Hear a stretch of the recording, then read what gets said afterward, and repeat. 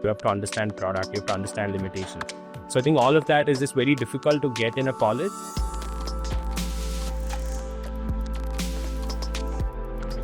It's pretty rare that you meet a head of design of a company which has raised millions of dollars, be in their mid-20s. Just getting to know that, someone's going to actually pay me to do this was very exciting. I started taking on multiple internships, sometimes paralleling. It's not great for mental health, but it was good for my career. It's not just about Behance inspirations or the latest UI trend that's happening. I feel that's a very surface level design. Designers hate process, right? Because it stifles creativity. I don't think designers are good at Excel.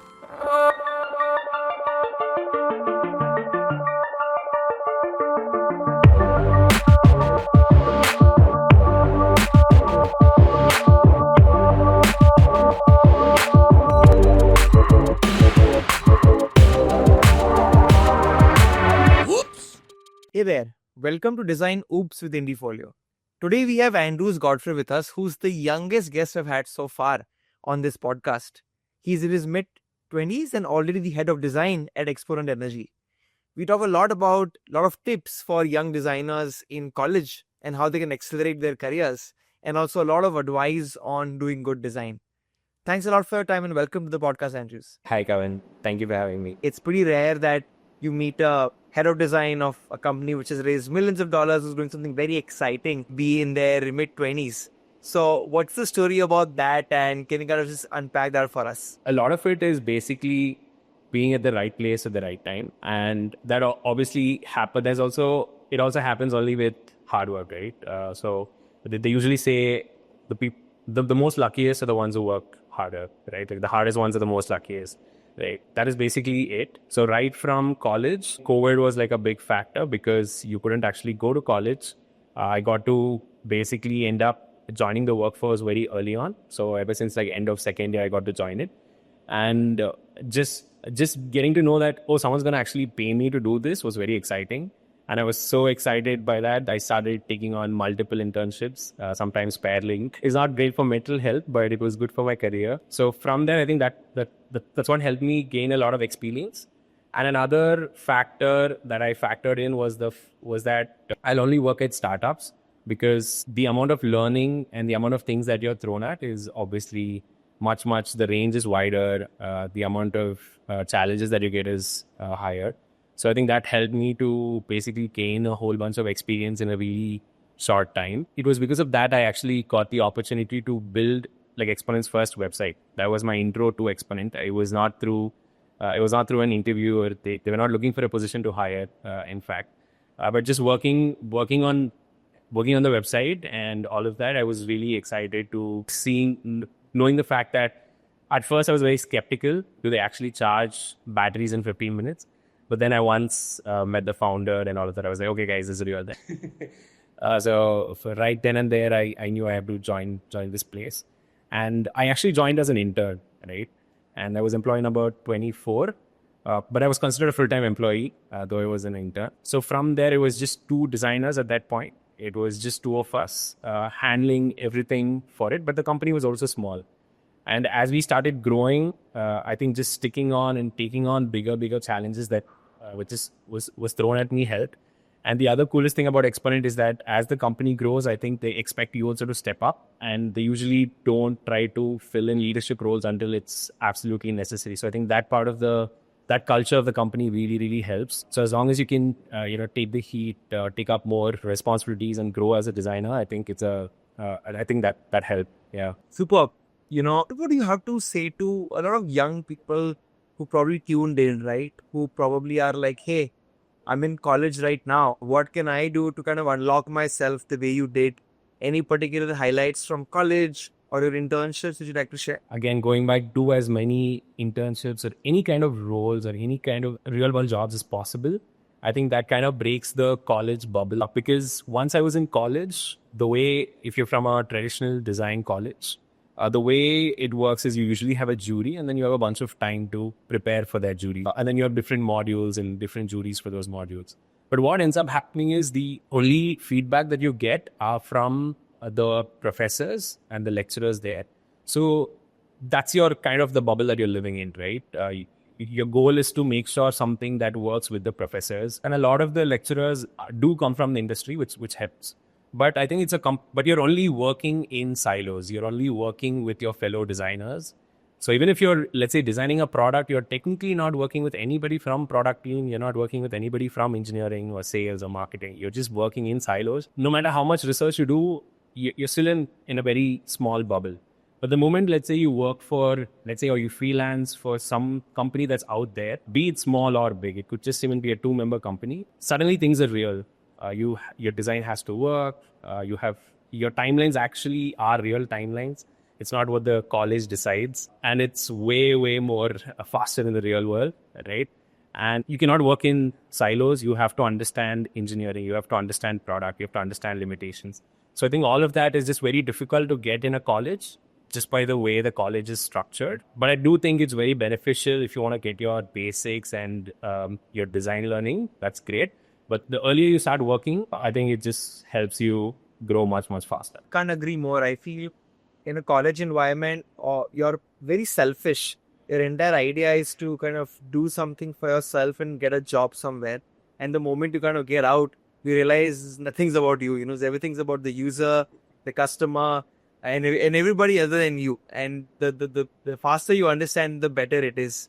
Because I think when you're doing things for yourself, you can make 100 smart excuses to yourself. But when you're out in the world and other components, people, and everything else depends on you, it's so hard. So yeah, I think that's very well put. You probably might be hiring folks who are elder than you, might be in meetings with a lot of old people in the room. Does that happen? Is it that something which you feel you've experienced any funny scenarios being how young you are? They usually assume I'm older. That's the first assumption that happens. Then I kind of have to clarify. I also think this is a special scenario because of all the reasons that I listed before, right? Because of the way the company culture is and because I got to do those opportunities. Funny scenarios, no, usually they first taken back, and then after a while, they cannot try to figure out, wait, how did this happen? So when that's happening, I think I kind of have to like go through my history and then like, okay, this is what ended up happening. And also because this role is very diverse, so I think usually when I talk to leaders like in the industry, it's usually from a digital product design background. I usually just think that I'm older. Right. You said you were 2 people when you joined in design. How many are there now? So right now we're a team of 6.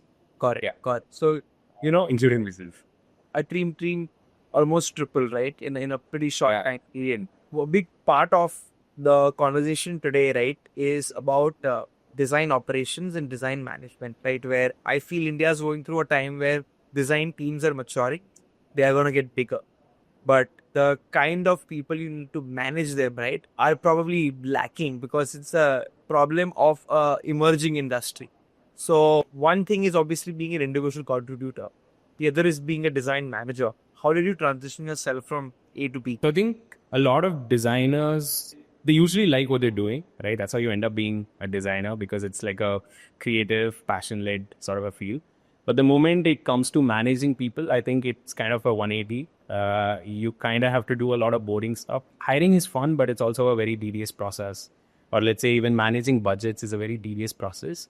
And in fact, I think I did not have any other option. I had to do it because as we were growing as a team, I was expected to come up with a budget, let's say, right? And I had never budgeted anything before. It was like I was using Excel like a 6th grader, right? Using Excel. It's trying to come up with a budget.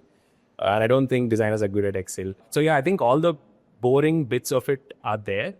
So I think you got to kind of adapt to figuring out how do you become good at that. And I think the best way to do it is through learn from across orgs. Like the best way I could learn was I would just go to somebody who's been, let's say in our org, who have been managing like 30, 40 folks, right? And just ask them like, how do you come up with a budget? How do you figure out what works, what doesn't work? And I think that's the best way to kind of learn the management bit.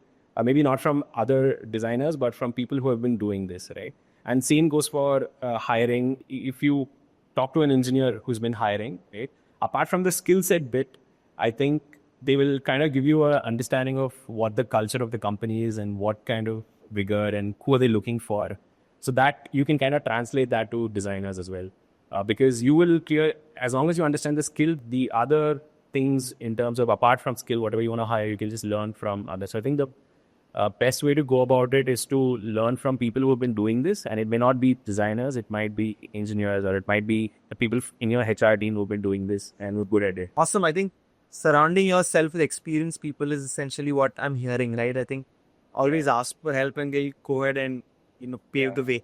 Can you unpack some top skills you think a design manager should have if anybody's aspiring to be one? One thing that I've seen definitely in design managers is basically figuring out how do you keep everybody motivated, right? And I think the way to do that, like externally, I don't think it's about all the frills of it, like the perks. And I think fundamentally what you got to do is, if you get good at, let's say, getting people out of their shells and getting them to do things which even, let's say, maybe they don't believe that it can be done, I think that's the best way to keep somebody motivated, right? So let's say you hire an intern, and the intern has never worked on, let's say, a full-fledged feature or like a full-fledged part of the app. And I think just being able to throw him into, let's say, throw him or her into a scenario where you say, hey, look, this new release or this new feature of it, can you try handling it? And can you try taking a jab at it?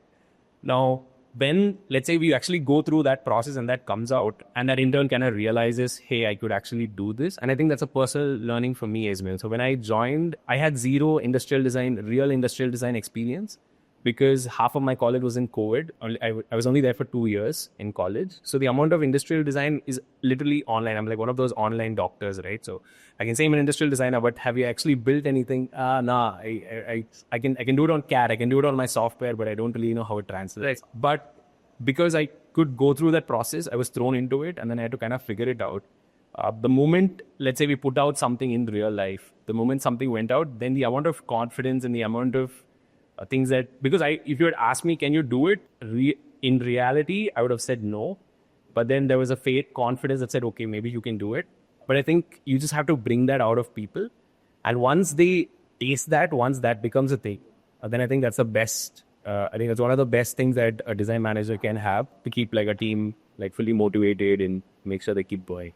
That makes a lot of sense. You said you also tripled your team from 2 to 6. And what happens is when you're a 1 or 2 member design team, it's the best time, right? You are the most effective because think that you do and everything happens as per whatever you want.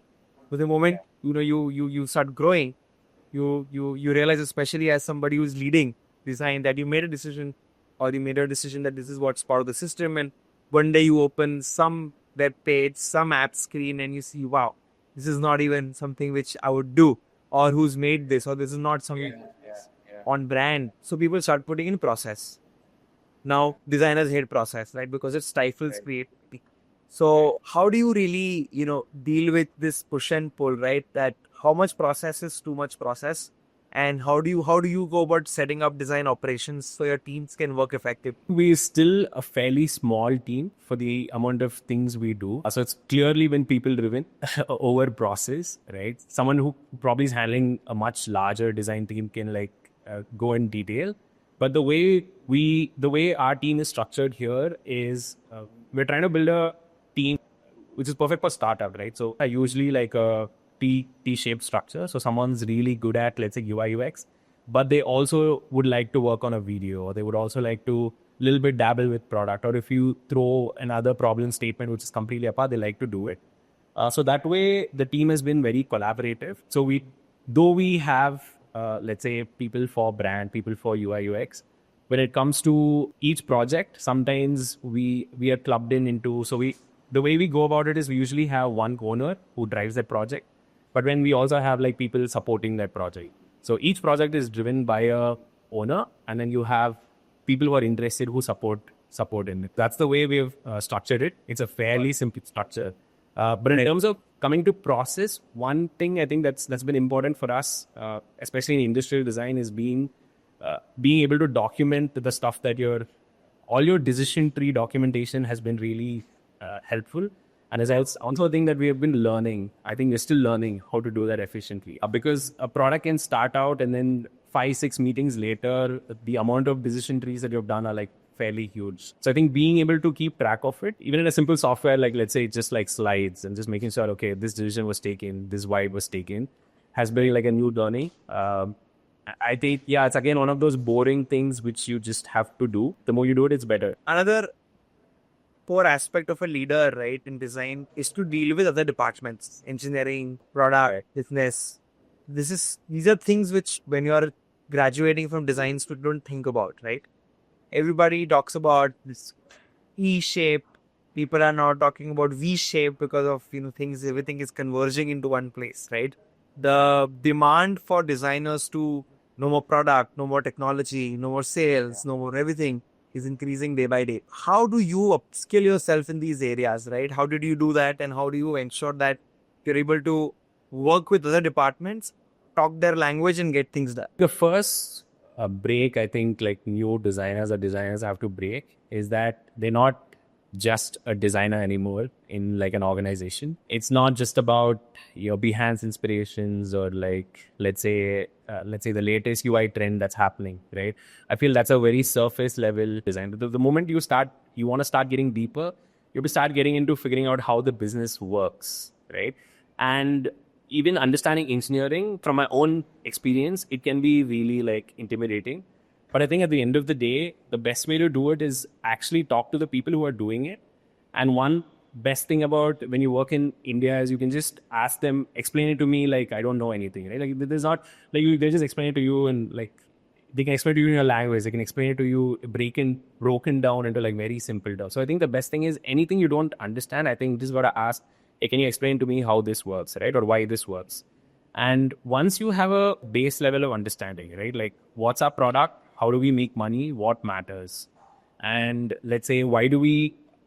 So once you just get that context, let's say you just get the business context, then when you're going about designing it, you can keep that in mind and kind of figure out, okay, what are people doing? What do I want them to do? Right? I think it's fairly simple. I don't think there's a lot of complexity to it. I think it's just understanding how does our company make money and how do I design for it. Even when it comes to the engineering bit, when somebody says like the first thing is, oh, this cannot be done, I think the next question you have to ask is why it cannot be done, right? Until you get to a answer which is reasonable. And you can kind of figure out, okay, this is the reason. Is it a human resource lacking? Is it an effort or is it time? It's usually these three things. Just being able to break it down into simpler terms and understanding is all that is required. But I think this understanding is like absolutely crucial. It's the attitude to jump out of your comfort zone, to really get into these, because often you're like, yeah, I'm a designer, this is not, in my scope. Just brush it off without even trying. And I think 90% of the people don't even try because they've just accepted that, I will never do. The worst is when like, let's say you show something and like an engineer or somebody says, oh, this cannot be done. You just take that for an answer is like the first mistake you can do. Correct. I think that's right. Know why is like the most important thing here. Design operations, like the biggest topic is AI, right? Because what design operations is supposed to do is bring in processes and people and culture all together, so designers get more time. They can get more value out of those hours they put in their workday, right? Makes their life easier. And we've seen so many things coming out of so many companies, right? When it comes to AI, that you can now have a co-pilot. Now you can have, AI-led document searches where you can just ask it, you draw, and that will just take that into something and make it into a digital wireframe and so on, right? So people are getting scared about how this will affect jobs, and people are aware that you need to learn AI and you have to embrace AI, and that's the only way about it. However, if there are 100 people in a design team who can do 200 things, now there might be only 10 people in the design team who can do 300 things, right? That's the kind of world people are getting into. So they're kind of afraid of what will happen to that. What's your perspective? What's your opinion here? This is a very classic fear that's always been there. I've also discussed this with we've had these conversations a lot. I think if you just go back, this is the way I think about it. I might be completely wrong. But let's say a lot of accountants were very fearful when computers came to be, because let's say you had to maintain books. It was a physical book that you had to maintain. And let's say adding stuff, like doing anything would take like, let's say 5 times longer, 10 times longer. And the fear was that, hey, once computers are here, they're just instead of having 5 members in an account team, I'm just going to hire a guy with a computer and then he'll be able to take care of what 5 people need. Right? But what usually ends up happening is once people realize, hey, I can do 5 people's work. If I have 5 people, I can do like 25 people's work, right? Usually the output increases, and companies, like even in like history, the moment you can do more, you want more and more. It's never a reductive thing. It's never there is no set limit to it. So if I have 6 designers right now, I don't think the idea is that if I still have that designers, my output will increase, right? I don't think the thinking is I'll take, let's say, 2 designers who will do 6 designers. Yes, that might be there for some. That's obvious. It's going to be there, but your company, the amount of output that your company will expect also will start going up. So once companies start doing higher, I feel like you can also see how that has played out, right? We probably have more amount of accountants than ever now, doing way amount of work than the amount of accountants that were ever there. According to that theory, we should have ideally had like a set amount of accountants just doing it, and the curve should have been fairly gradual. But that usually doesn't happen. I think that always never happens. So I think once we're able to give more output, that's actually awesome. So now one person can do like 3 members work. That's crazy. But I don't think the answer is that, I'm only gonna hire one person now. I don't think that's how it's gonna go.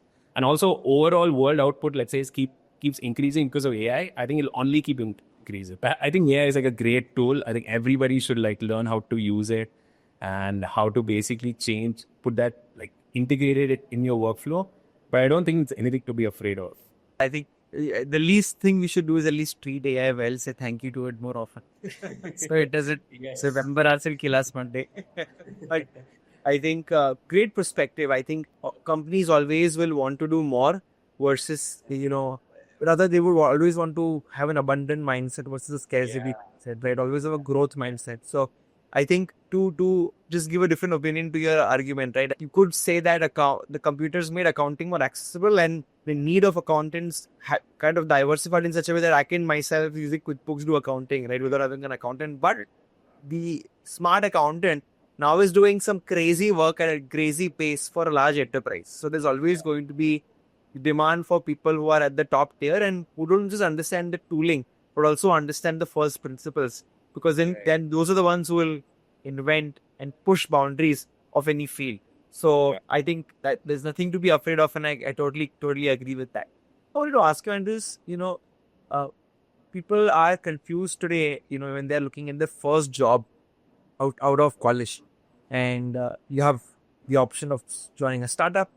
You have the option of starting your own company, which could be a freelance business, a studio business, or launching your own company. The third thing is joining a large enterprise, right?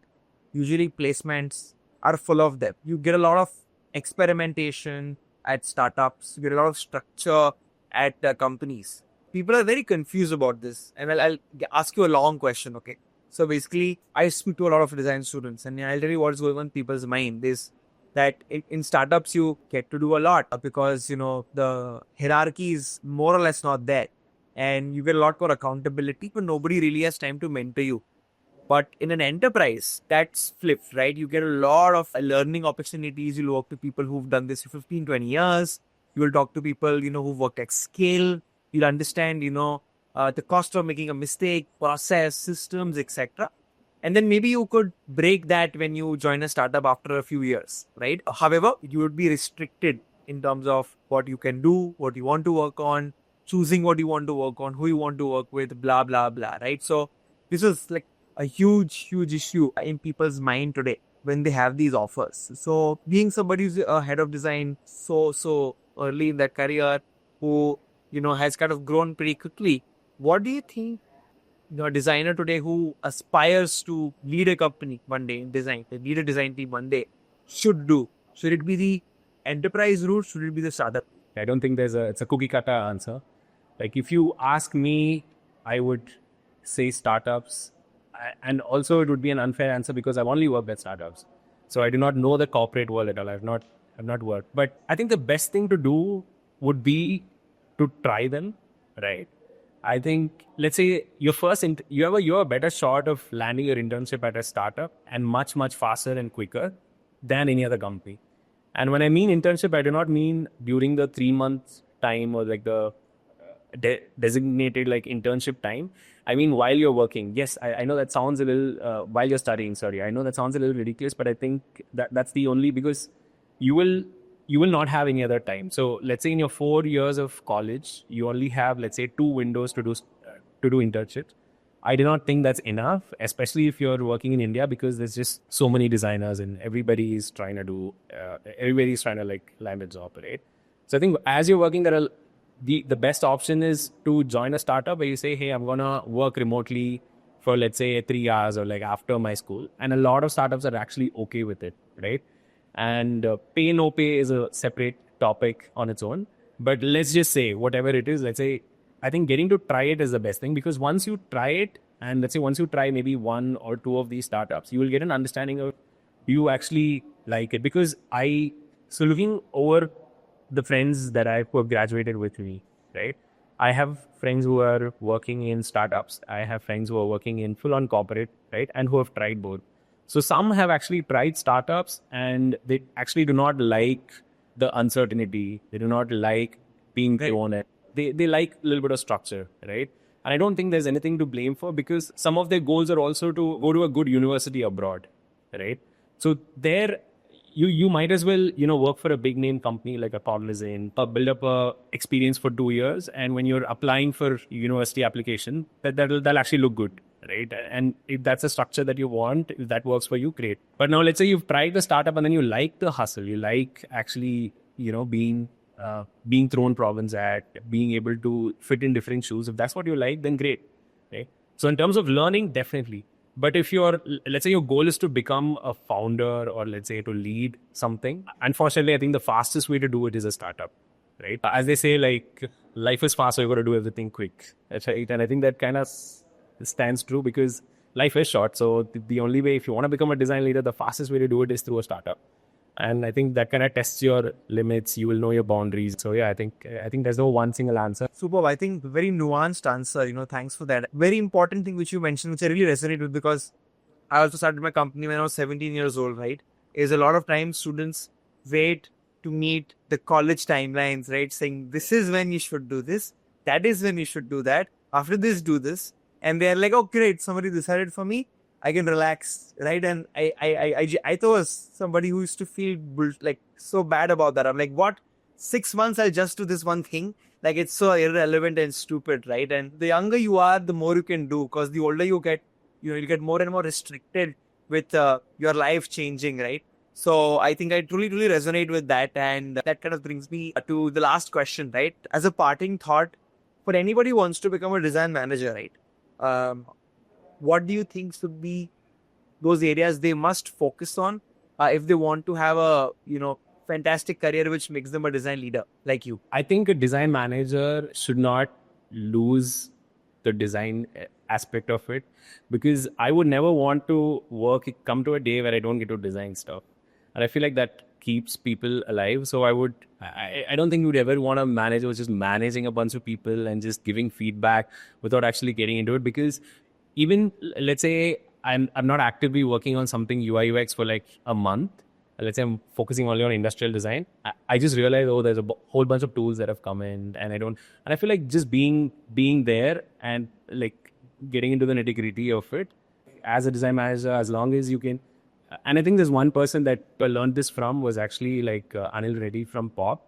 I got the chance to meet him, and when we were in college, I got actually like interact with him and talk to him. And I actually saw that he was actually working on a brand book, right? And he had like 5-6 studios, like locations open already.